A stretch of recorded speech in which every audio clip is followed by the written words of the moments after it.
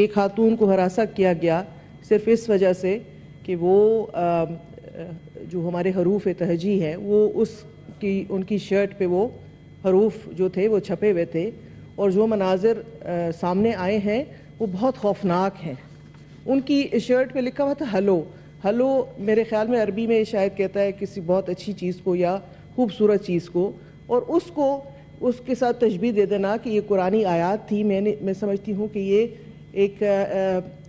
اس سے پتہ چلتا ہے کہ ہمارا معاشرہ کس طرف جا رہا ہے، جو ہمارے اندر عدم برداشت ہے، جو ہمارے اندر جو ہے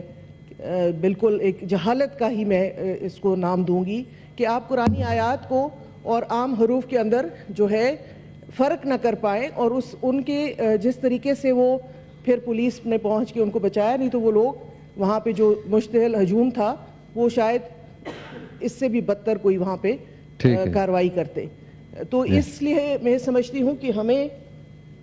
سوچنا پڑے گا کہ ہم کس طرف جا رہے ہیں۔ یہ اس پہ ڈیبیٹ ہونی چاہیے کہ کیوں